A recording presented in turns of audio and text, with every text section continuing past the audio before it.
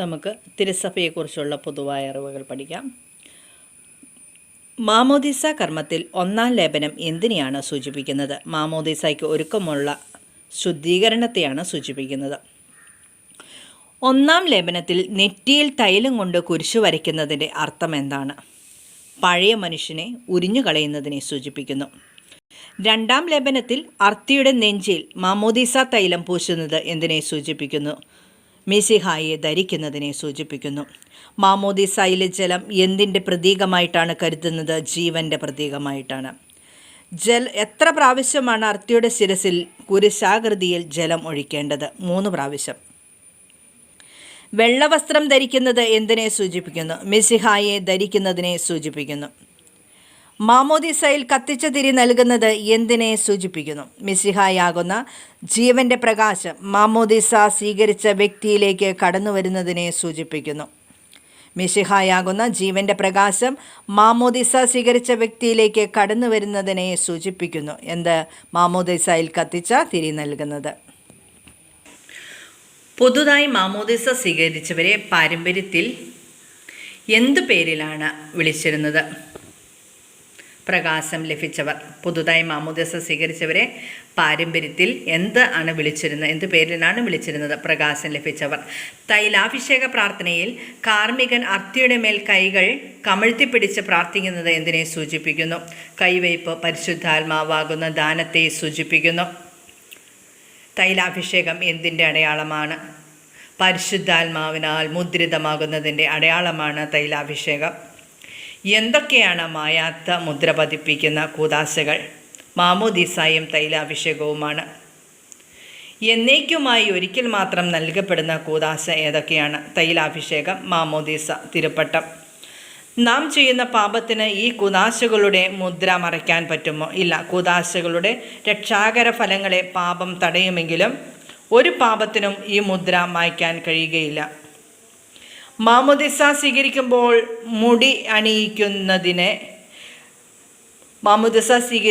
മുടി അണിയിക്കുന്നത് എന്തിൻ്റെ പ്രതീകമായിട്ടാണ്? അതുകൊണ്ട് എന്താണ് അർത്ഥമാക്കുന്നത്? നിത്യസൗഭാഗ്യത്തിൻ്റെ അടയാളമായ മഹത്വത്തിൻ്റെ കിരീടത്തിന് നാം അർഹരാകുന്നു എന്ന് സൂചിപ്പിക്കുന്നു. പൗരസ്ത്യ സഭയിലും പാശ്ചാത്യ സഭയിലും തൈലാഭിഷേകം അറിയപ്പെടുന്ന പേരുകൾ ഏതൊക്കെയാണ്? പൗരസ്ത്യ സഭയിൽ തൈലാഭിഷേകം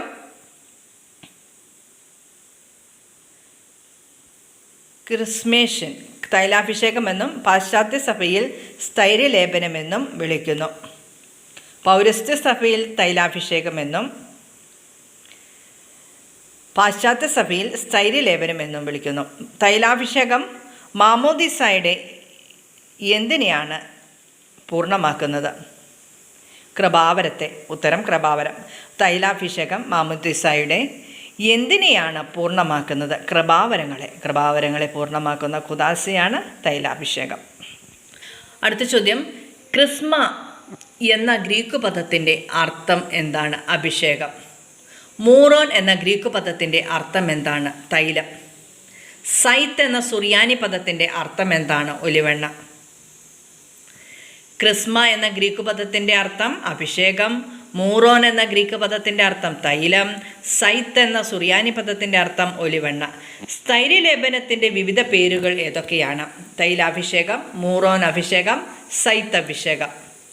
തൈലാഭിഷേകം, മൂറോൻ അഭിഷേകം, സൈത്ത് അഭിഷേകം. അഭിഷിക്തൻ എന്ന അർത്ഥത്തിൽ മിശിഹായെ വിളിക്കുന്ന പേര് എന്താണ്? അഭിഷിക്തൻ എന്ന അർത്ഥത്തിൽ ഈശോയെ വിളിക്കുന്ന പേര് എന്താണ്? മിശിഹ. ഉത്തരം മിശിഹ. തൈലാഭിഷേകം പരികർമ്മം ചെയ്യുവാൻ 4-ാം നൂറ്റാണ്ട് വരെ ആർക്ക് മാത്രമേ അധികാരമുണ്ടായിരുന്നുള്ളൂ? മെത്രാൻ. 4-ാം നൂറ്റാണ്ട് വരെ തൈലാഭിഷേക പരികർമ്മം ചെയ്തിരുന്നത് മെത്രാൻ മാത്രമായിരുന്നു. ഏതു മൂറോൻ കൊണ്ടാണ് കൂദാശ പരികർമ്മം ചെയ്യപ്പെടേണ്ടത്? മെത്രാൻ വെഞ്ചരിച്ച വിശുദ്ധ മൂറോൻ കൊണ്ടാണ് കൂദാശ പരികർമ്മം ചെയ്യപ്പെടേണ്ടത്. തൈലാഭിഷേകം എന്ന കൂദാശ മിശിഹായിൽ എന്തു പങ്കാളിത്തമാണ് നമുക്ക് നൽകുന്നത്? മിശിഹായുടെ പൗരോഹിത്യത്തിലും പ്രവാചകത്വത്തിലും രാജത്വത്തിലും ആഴമാർന്ന പങ്കാളിത്തം നൽകുന്നു. മിശിഹായുടെ പൗരോഹിത്യത്തിലും പ്രവാചകത്വത്തിലും രാജ്യത്വത്തിലും ആഴമാർന്ന പങ്കാളിത്തം നൽകുന്നു. മുതിർന്നവരുടെ മാമോദിസ ക്രമത്തിൻ്റെ പ്രധാനപ്പെട്ട ഒരു മാനദണ്ഡം എന്താണ്? വിശ്വാസം വ്യക്തിപരമായി ഏറ്റുപറയുന്ന മുതിർന്നവർ ആയിരിക്കണം. നിർബന്ധിച്ച് ആരെയും സ്നാനപ്പെടുത്തുവാൻ പാടില്ല. വിശ്വാസം വ്യക്തിപരമായി ഏറ്റുപറയുന്ന മുതിർന്നവർ ആയിരിക്കണം. നിർബന്ധിച്ച് ആരെയും സ്നാനപ്പെടുത്തുവാൻ പാടില്ല. ഒരു വ്യക്തി കുരിശിലുള്ള വിശ്വാസത്തെ ഏറ്റുപറയുമ്പോൾ എന്ത് ബോധ്യത്തിലായിരിക്കണം ആ പ്രഖ്യാപനം നടത്തേണ്ടത്? രക്ഷയുടെ ചിഹ്നവും പ്രത്യാശയുടെ ഉറവിടവുമായ കുരിശിലുള്ള വിശ്വാസമാണ് ഏറ്റുപറയേണ്ടത്. രക്ഷയുടെ ചിഹ്നവും പ്രത്യാശയുടെ ഉറവിടവുമായ കുരിശിലുള്ള വിശ്വാസമാണ് ഏറ്റുപറയേണ്ടത്. ശിശുക്കൾ മാമോദിസ സ്വീകരിക്കുന്നത് ആരുടെ വിശ്വാസമനുസരിച്ചാണ്? മാതാപിതാക്കളുടെയും സ്വന്തക്കാരുടെയും സർവോപരി സഭയുടെയും വിശ്വാസമനുസരിച്ചാണ് ശിശുക്കൾ മാമോദിസ സ്വീകരിക്കുന്നത്.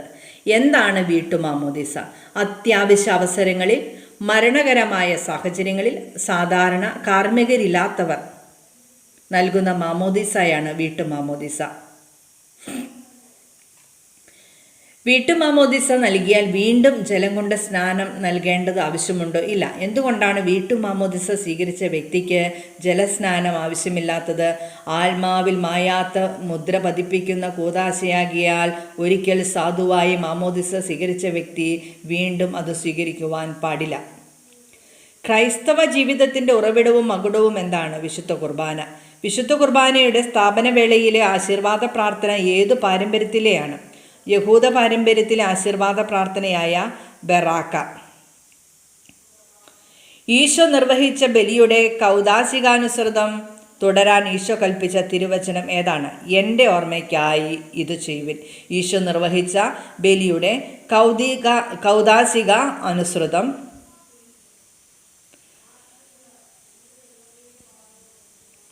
ഈശോ നിർവഹിച്ച ബലി കൗദാശികമായി തുടരാൻ ഈശോ കൽപ്പിച്ച തിരുവചനം ഏതാണ്? എൻ്റെ ഓർമ്മയ്ക്കായി ഇത് ചെയ്യുവിൻ. ലൂക്കായുടെ സുവിശേഷം 22-ാം അധ്യായം 19-ാം വാക്യമാണ് എൻ്റെ ഓർമ്മയ്ക്കായി ഇത് ചെയ്യുവിൻ.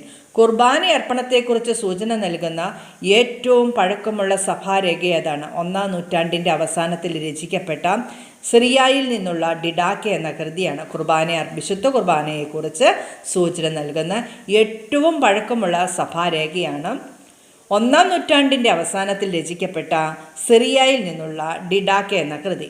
ആദിമസഭയിൽ വിശുദ്ധ കുർബാന ഏതൊക്കെ പേരുകളിലാണ് അറിയപ്പെട്ടിരുന്നത്? അപ്പം മുറിക്കൽ, കർത്താവിൻ്റെ അത്താഴം. ആദിമസഭയിൽ വിശുദ്ധ കുർബാന ഏതൊക്കെ പേരുകളിലാണ് അറിയപ്പെട്ടിരുന്നത്? അപ്പം മുറിക്കൽ, കർത്താവിൻ്റെ അത്താഴം. കൃതജ്ഞതാ സ്തോത്ര പ്രാർത്ഥന എന്ന അർത്ഥം വരുന്ന വാക്ക് ഏതാണ്? യൂക്കരിസ്റ്റ് കൃതജ്ഞതാ സ്തോത്ര പ്രാർത്ഥന. യൂക്കരിസ്റ്റ് എന്ന പേരിൻ്റെ വ്യാഖ്യാനം എന്താണ്? സൃഷ്ടിയെയും രക്ഷയെയും പ്രതി ദൈവത്തിന് സ്തുതിയും കൃതജ്ഞതയും അർപ്പിക്കുക. യൂക്കരിസ്റ്റ് എന്ന പേരിൻ്റെ വ്യാഖ്യാനം എന്താണ്? സൃഷ്ടിയെയും രക്ഷയെയും പ്രതി ദൈവത്തിന് സ്തുതിയും കൃതജ്ഞതയും അർപ്പിക്കുക. റാസ എന്ന സുറിയാനി വാക്കിൻ്റെ അർത്ഥം എന്താണ്? രഹസ്യം. കുർബാനയെ റാസ എന്ന് വിളിക്കുന്നത് എന്ത് അർത്ഥത്തിലാണ്? മിശിഹായുടെ പെസഹ രഹസ്യത്തിൻ്റെ ആഘോഷം എന്ന അർത്ഥത്തിലാണ് കുർബാനയെ റാസ എന്ന് വിളിക്കുന്നത്. കുർബാനയെ റാസ എന്ന് വിളിക്കുന്നത് എന്തർത്ഥത്തിലാണ്? മിശിഹായുടെ പെസഹ രഹസ്യത്തിൻ്റെ ആഘോഷം എന്ന അർത്ഥത്തിലാണ് കുർബാനയെ റാസ എന്ന് വിളിക്കുന്നത്. സുറിയാനി പാരമ്പര്യത്തിൽ കുർബാനയെ വിളിക്കുന്ന മറ്റൊരു പേരാണ് കൂദാശ. സുറിയാനി പാരമ്പര്യത്തിൽ കുർബാനയെ വിളിക്കുന്ന മറ്റൊരു പേരാണ് കൂദാശ. കൂദാശ എന്ന വാക്കിൻ്റെ അർത്ഥം പവിത്രീകരണം എന്നാണ്. കൂദാശ എന്ന വാക്കിൻ്റെ അർത്ഥം പവിത്രീകരണം. 1960 പ്രസിദ്ധീകരിച്ച സീറോ മലബാർ കുർബാനയുടെ തക്സയുടെ പേര് എന്തായിരുന്നു? തക്സ ദ് കൂദാശ എന്നാണ് 1960 പ്രസിദ്ധീകരിച്ച സീറോ മലബാർ കുർബാനയുടെ തക്സയുടെ പേര്. തക്സ എന്ന് പറഞ്ഞാൽ സീറോ കുർബാന പുസ്തകത്തിന് പറയുന്ന പേരാണ് തക്സ. കുർബാനയിലെ മുഖ്യ ആശീർവാദ പ്രാർത്ഥന ഏതാണ്? അനോഫാറയാണ് വിശുദ്ധ കുർബാനയിലെ മുഖ്യ ആശീർവാദ പ്രാർത്ഥന. പാശ്ചാത്യ പാരമ്പര്യത്തിലുള്ള മാസ് എന്ന കുർബാനയെ സൂചിപ്പിക്കുന്ന വാക്കിൻ്റെ അർത്ഥം എന്താണ്? വിശ്വാസികളെ അനുദിന ജീവിതത്തിൽ ദൈവഹിതം നിറവേറ്റുന്നതിനായി പറഞ്ഞയക്കുന്നു എന്നാണ് മാസ് എന്ന പദം കൊണ്ട് വിവക്ഷിക്കുന്നത്. CCC 1332 പേജ് ഖണ്ഡികയാണ് ഇത് നിർവചിച്ചിരിക്കുന്നത്. വിശ്വാസികളെ അനുദിന ജീവിതത്തിൽ ദൈവഹിതം നിറവേറ്റുന്നതിനായി പറഞ്ഞയക്കുന്നു എന്നാണ് മാസ് എന്ന പദം കൊണ്ട് വിവക്ഷിക്കുന്നത്. വിശുദ്ധ കുർബാന എന്ന സുറിയാനി ഭാഷയിൽ നിന്നുള്ള പദത്തിൻ്റെ അർത്ഥം എന്താണ്? അർപ്പണം, അർപ്പിത വസ്തു. വിശുദ്ധ കുർബാന എന്ന സുറിയാനി വാക്കിൻ്റെ അർത്ഥം അർപ്പണം, അർപ്പിത വസ്തു. ഞായറാഴ്ച ആചരണത്തെക്കുറിച്ചുള്ള ജോൺ പോൾ II മാർപ്പാപ്പയുടെ ശ്ലൈഹിക ലേഖനം ഏതാണ്? കർത്താവിൻ്റെ ദിവസം. കർത്താവിൻ്റെ ദിവസം.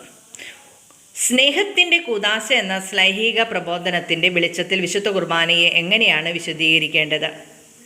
വിശ്വസിക്കേണ്ട രഹസ്യം, ആഘോഷിക്കേണ്ട രഹസ്യം, ജീവിക്കേണ്ട രഹസ്യം. വിശ്വസിക്കേണ്ട രഹസ്യം, ആഘോഷിക്കേണ്ട രഹസ്യം, ജീവിക്കേണ്ട രഹസ്യം. വിശ്വാസത്തിൻ്റെ ഏറ്റവും ശ്രേഷ്ഠമായ ആഘോഷം വിശുദ്ധ കുർബാനയാണ്. വിശുദ്ധ കുർബാനയിലൂടെ ദൈവം നമുക്ക് നൽകുന്ന വിളി എന്താണ്? വിശുദ്ധ കുർബാനയിലൂടെ ദൈവം നമുക്ക് നൽകുന്ന വിളി എന്താണ്? പരിശുദ്ധ ത്രിത്വത്തിൻ്റെ സ്നേഹരഹസ്യങ്ങളിൽ പങ്കുചേരാനുള്ള വിളിയാണ്. പരിശുദ്ധ ത്രിത്വത്തിൻ്റെ സ്നേഹരഹസ്യങ്ങളിൽ പങ്കുചേരാനുള്ള വിളി. അൾത്താരയിലെ അപ്പവും വീഞ്ഞും ഈശോയുടെ ശരീരരക്തങ്ങളാകുന്നത് എപ്രകാരമാണ്? പിതാവ് അയക്കുന്ന പരിശുദ്ധാത്മാവാണ് അപ്പത്തിനെയും വീഞ്ഞിനെയും ഈശോയുടെ ശരീരരക്തമാക്കി മാറ്റുന്നത്. ലിറ്റർജിയിലെ ഓർമ്മയാചരണത്തെ സൂചിപ്പിക്കുന്ന ഗ്രീക്ക് പദം ഏതാണ്? അനംനേസിസ്. അനംനേസിസ് എന്ന് പറഞ്ഞാൽ ലിറ്റർജിയിലെ ഓർമ്മയാചരണത്തെ സൂചിപ്പിക്കുന്ന ഗ്രീക്ക് പദമാണ് അനംനേസിസ്. അനംനേസിസ് എന്ന ഗ്രീക്ക് പദത്തിൻ്റെ സുറിയാനി പദം എന്താണ്? ഉഫ്ദാന. ഉഫ്ദാനയാണ് അനംനേസിസ് എന്ന ഗ്രീക്ക് പദത്തിൻ്റെ സുറിയാനി പദം. ഉഫ്ദാന. ഏതൊക്കെയാണ് വിശുദ്ധ കുർബാനയിലെ 3 രൂപങ്ങൾ? ആഘോഷപൂർവകമായ റാസ കുർബാന, ആഘോഷപൂർവകമായ കുർബാന, സാധാരണ കുർബാന. ഇനി സീറോ മലബാർ കുർബാനയെ എത്ര ഭാഗങ്ങളായിട്ടാണ് തിരിക്കുക? 7. സീറോ മലബാർ കുർബാനയിലെ 7 ഭാഗങ്ങൾ ഏതൊക്കെയാണ്? ആമുഖ ശുശ്രൂഷ, വചന ശുശ്രൂഷ, ദിവ്യരഹസ്യങ്ങളുടെ ഒഴുക്കം, അനാഫാറ, അനുതാപ ശുശ്രൂഷ, ഒപ്പം വിഭജന ശുശ്രൂഷ, ദൈവൈക്യ ശുശ്രൂഷ, സമാപന ശുശ്രൂഷ എന്നിങ്ങനെ 7 ഭാഗങ്ങളാണ് വിശുദ്ധ കുർബാനയിൽ, സീറോ മലബാർ കുർബാനയിലുള്ളത്. 1 ആമുഖ ശുശ്രൂഷ, 2 വചന ശുശ്രൂഷ, 3 ദിവ്യരഹസ്യങ്ങളുടെ